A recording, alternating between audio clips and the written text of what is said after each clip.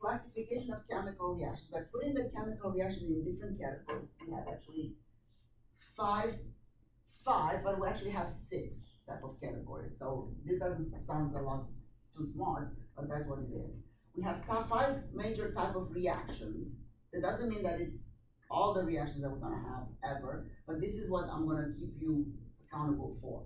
So five type of reactions. The first type of reaction is a combination, and this is the general types, and then we're gonna take them one by one, and we're gonna break them down, and we're gonna do examples. So the simplest one is a combination, also known as a synthesis. When you have two or more reactants that combine to make one single compound, one single product. Okay, so before the yield sign, you have two or sometimes more, and after the yield sign, in the product side, you have one single product. That's combination. The opposite of combination is decomposition. Decomposition means you have one single reactant that breaks into smaller products.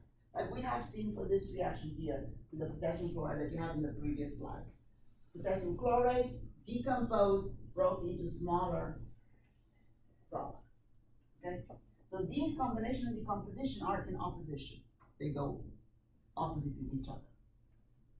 The third type of reaction is a single replacement. A single replacement involves an element by itself, like this A, and a compound that is made of two ions, like an ionic compound.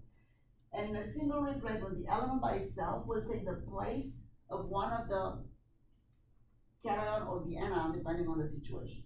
We'll switch places with one of them, and you're gonna have a compound made of, if A takes the place of B, you're gonna have A combined with C in another ionic compound, and you're gonna have B going by itself, an element by itself. It's a single replacement. It's very interesting when we get there. The fourth type is called a complete combustion, and that's the only type of combustion that I'm gonna ask you about. Complete combustion of an organic compound.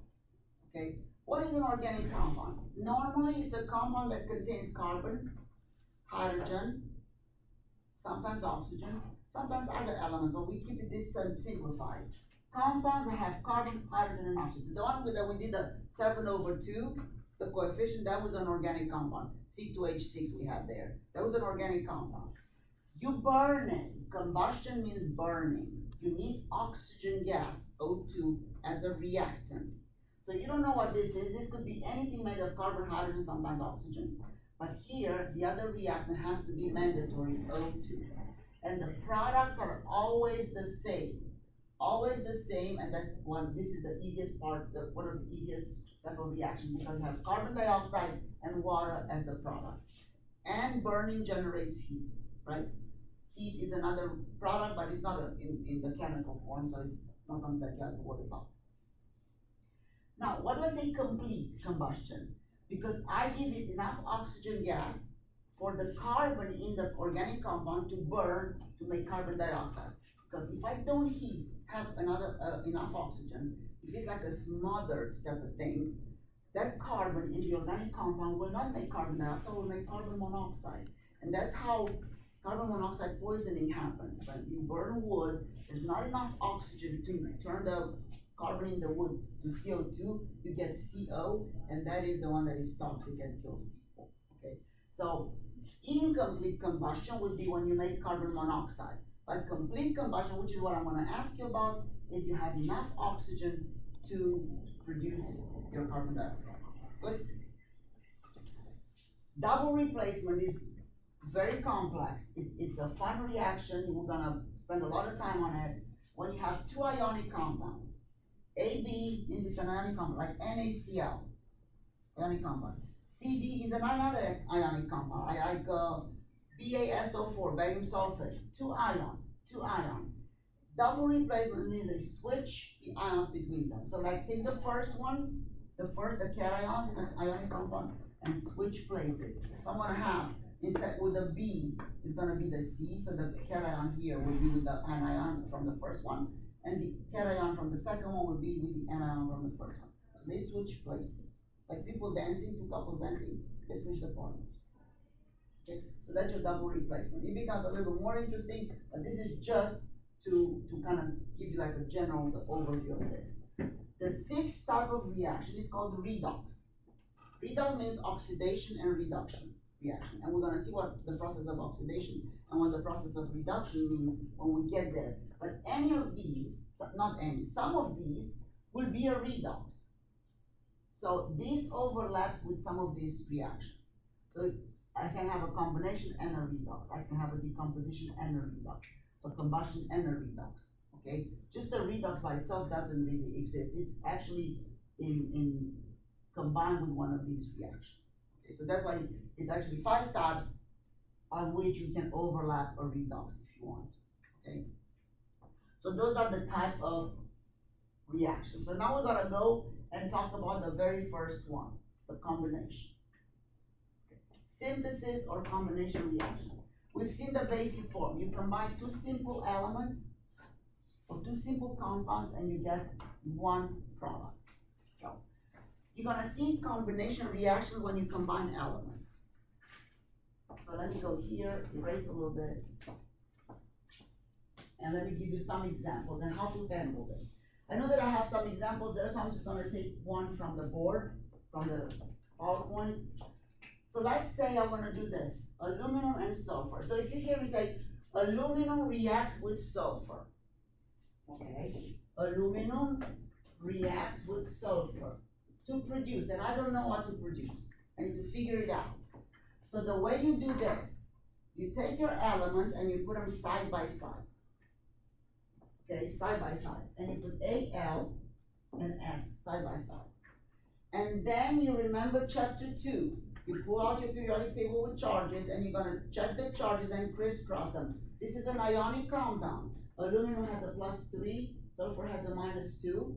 When you cross these charges, 3 comes here, 2 comes here, right? So basically, your answer for this, when we erase this, is Al2 sulfur 3. This is the formula of aluminum sulfide. That's the compound that comes from aluminum and sulfide. Okay? That's aluminum sulfide. So aluminum is not a diatomic. Remember the diatomics. Aluminum and sulfur does not belong to the 7 diatomic molecules.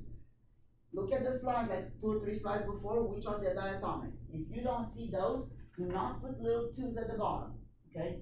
These 2 here from aluminum is not because aluminum is diatomic, it's because of the charge of sulfur that was dropped down, crossed over at the bottom of aluminum, okay?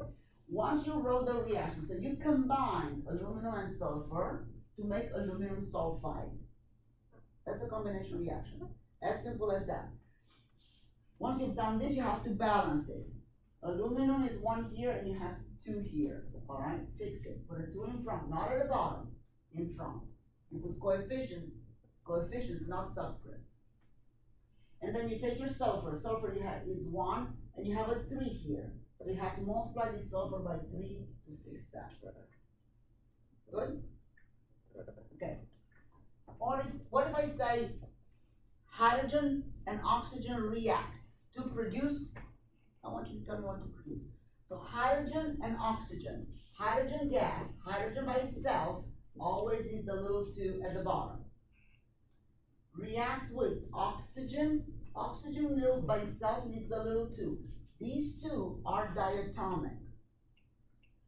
What can you get from hydrogen and oxygen? Even if you don't do charges, because these are going to create a covalent compound. From hydrogen and oxygen, you can create water, right?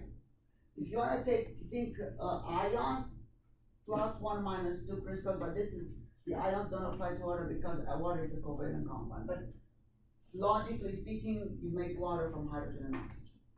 Now, why didn't I put a 2 here at the bottom?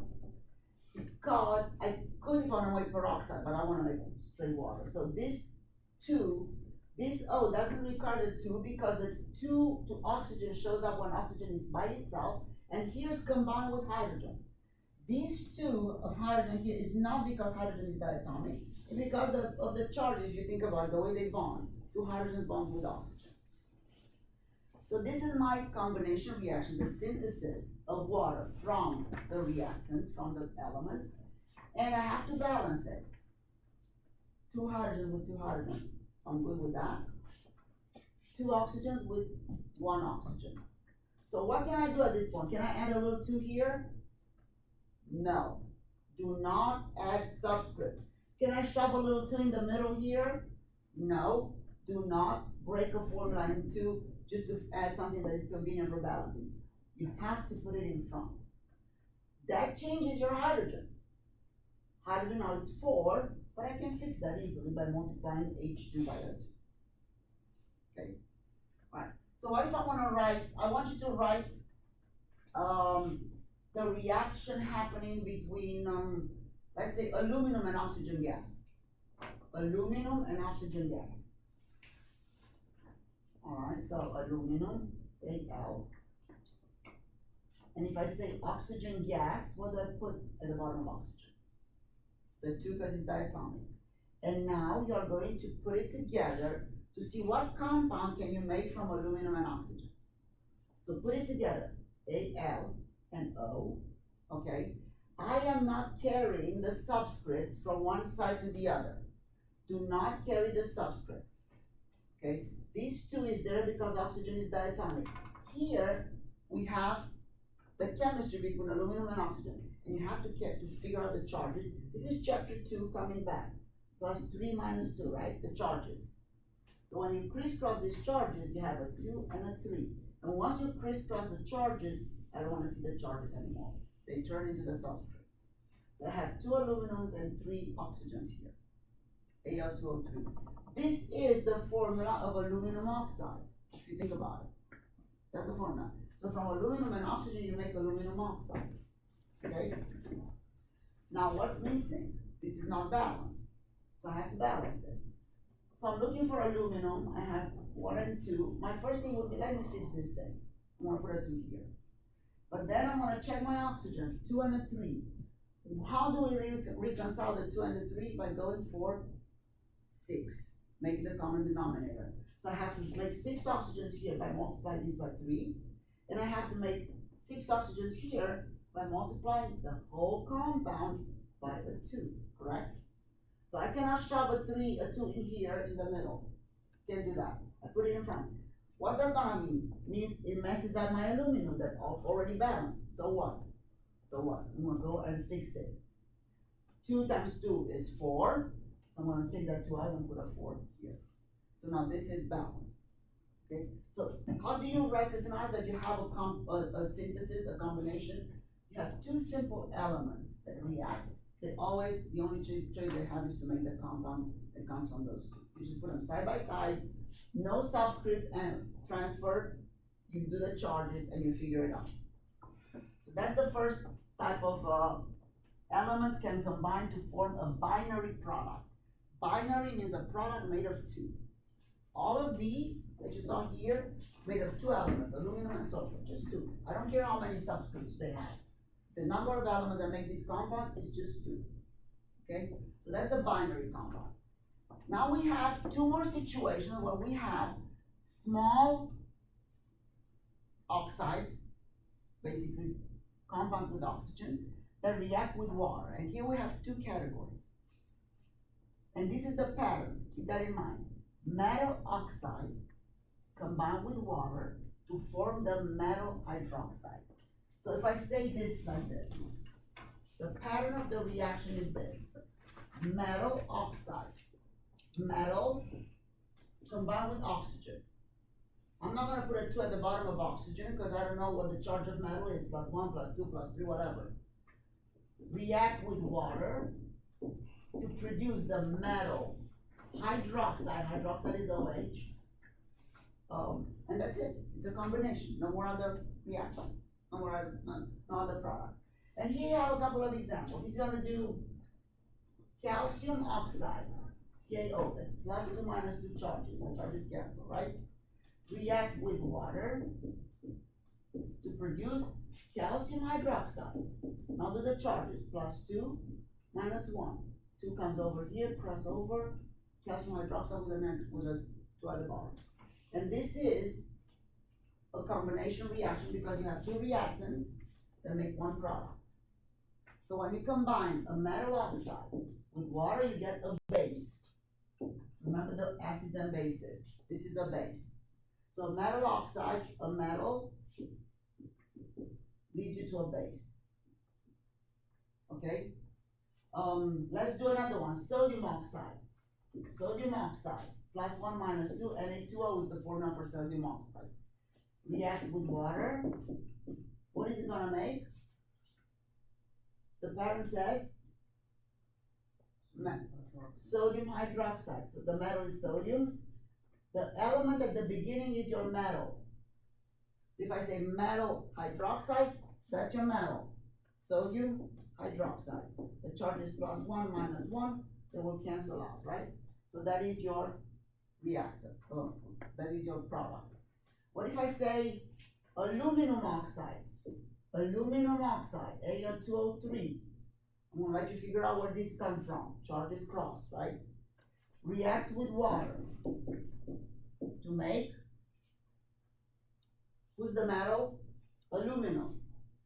What's the rule? Metal oxide makes metal hydroxide. So it's gonna be aluminum hydroxide, OH, plus 3 minus 1 is the charges, so AlOH3 would be your answer. Good? Now, all of these reactions that we wrote, are they balanced? Some yes, some no. So we will have to balance them. Anytime you write a reaction, you are going to balance the reaction, okay? So let's look at the first one. I have 1 calcium, 2 oxygens, 2 hydrogens, 2 oxygens, 2 hydrogens. So the first one is balanced by default. The second one, I have 2 sodiums.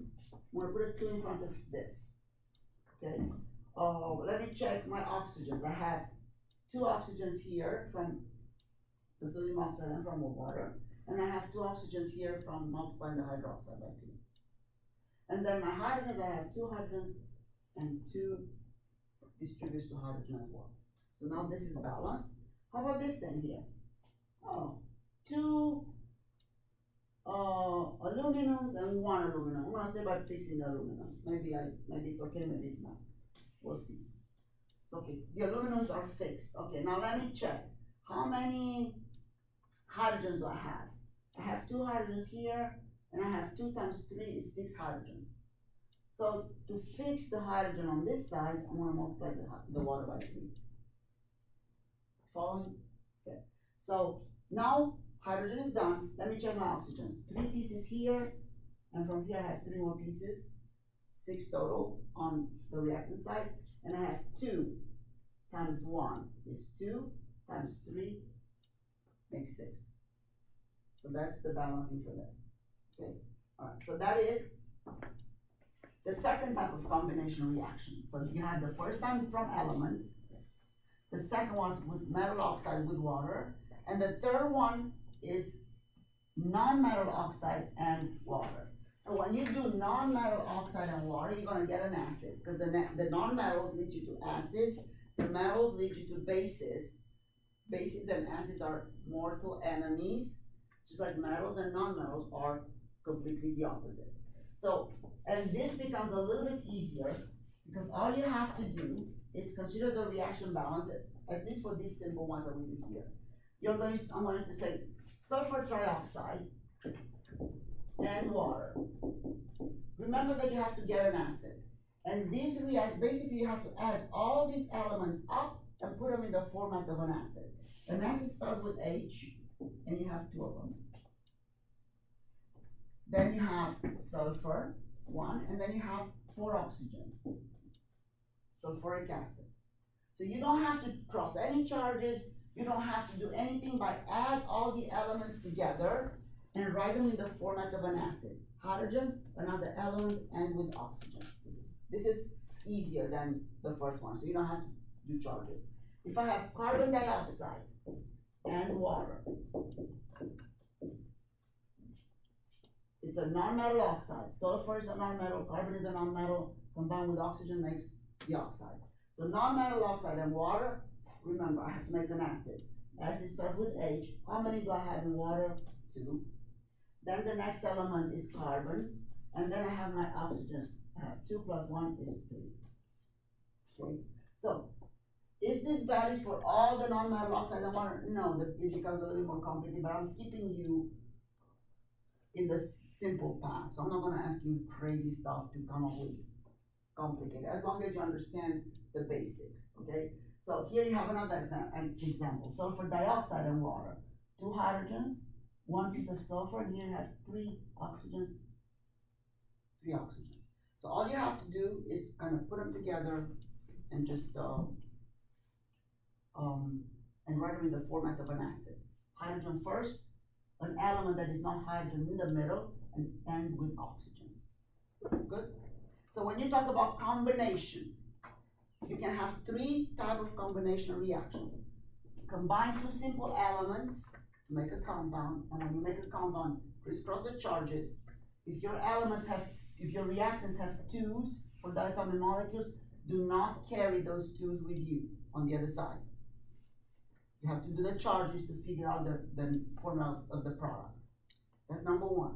Number 2, you have the metal oxide, the metal combined with an oxygen, like calcium with oxygen. That's a metal oxide. It reacts with water and makes a base, a hydroxide. And the third type was a non-metal oxide combined with water. You add all the elements together and write them as an acid.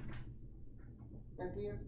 Those are the 3 kind of combination reactions that you are going to see.